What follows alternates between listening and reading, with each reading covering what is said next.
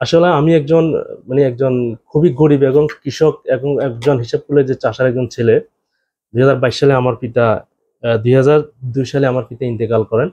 ওমানে বাংলাদেশি মালিকানাধীন Gulf exchange দিচ্ছে সেরা রেট। দেশে প্রিয়জনের কাছে টাকা পাঠাতে আজই যোগাযোগ করুন আপনার নিকটস্থ গালফ এক্সচেঞ্জ। প্রবাস বাংলাকে ধন্যবাদ জানাচ্ছি আমার আজকে গুরুত্বপূর্ণ একটা ইন্টারভিউ নেওয়ার জন্য, এবং কি সর্বোচ্চ কৃতজ্ঞতা জানাচ্ছি মহান আল্লাহ পাক রাব্বুল আলামিনের কাছে, যিনি আমাকে এই দুনিয়াতে পাঠাইছেন, আলহামদুলিল্লাহ। তো যেটা হচ্ছে, আসলে আমি একজন খুবই গরিব এবং কৃষক এবং একজন হিসাব করলে যে চাষার একজন ছেলে। 2022 সালে আমার পিতা 2002 সালে আমার পিতা ইন্তেকাল করেন। ওই পর থেকে আমাদের সংসারের অবস্থা তো খুবই করুণ। তা আমি এসএসসি ইন্টারমিডিয়েট গ্রাজুয়েশন কমপ্লিট করে 2010 সালে আমি আমার এক বন্ধুর মাধ্যমে ওমানে পাড়ি জমাই। আমি যখন প্রথম ওমানে আসছি 3-4 মাস আমি 5 নম্বর একটা দোকানে জব করছি, আলহামদুলিল্লাহ সেখানে ভালো ছিলাম। এরপরে আমি ওমান ইন্টারন্যাশনাল এক্সচেঞ্জ, যেটা আইএফআইসি ব্যাংকের ওভারসিজ ব্রাঞ্চ সালালা শাখা, ওখানে আমি অ্যাপয়েন্টমেন্ট হই জানুয়ারির 8 তারিখ 2011 সালে। ওখান থেকে একটানা আমি 5 বছর জব করি।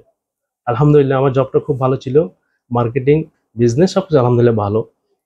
তো আমাকে আর পিছনে ফিরে তাকাতে হয় নাই, একটু বড় হতে হবে, বড় হতে হলে কি করতে হবে, ব্যবসা করতে হবে। তো মাথায় আসলো বিজনেস করব। এরপর 2015 সালে বাড়ি চলে যায়। তো বাড়িতে গিয়ে সবকিছু অ্যারেঞ্জ করে 31 ডিসেম্বর আবার ওমানে আসি। আসার পরে আরেকটা এক্সচেঞ্জে জব করি, আবু ফারিস ট্রাভেলস নামে ছোট্ট একটা দোকান দিয়ে 2016 সালের 20 জুন। ওখান থেকে আমার পথ চলা, ইনশাল্লাহ আমাকে আর ফিরে তাকাতে হয় নাই। 16, 17, 18, 19 সালে আমার ছোট ভাই মিস্টার রাজাল করিম হাসানকে, ও গ্রাজুয়েশন কমপ্লিট করার পরে আমি ওকে আমার বিজনেসে অ্যাড করি, নিয়ে আসি। ব্যবসার আবার নতুন করে হাল ধরে এ পর্যন্ত। এরপরে 20-21 খুবই খারাপ অবস্থা গেল করোনার কারণে। এই জন্য একটু সমস্যা পড়ছিলাম, যাক ইনশাল্লাহ 2021 সালে আমরা আবার উঠে যাই। আলহামদুলিল্লাহ এ পর্যন্ত ভালো। এরপরে ইসলামী দৃষ্টিকোণ থেকে যেটা, আমাদের ফুল ফ্যামিলি আপাতত আমরা সবাই উমরা করলাম। এখন 2025 চলে, আলহামদুলিল্লাহ ব্যবসা ভালো চলতেছে, এবং কি ভালো চলার কারণে বাংলাদেশেও বৈদেশিক মুদ্রা পাঠাই, বিশেষ করে আমাদের গালফ এক্সচেঞ্জ থেকে।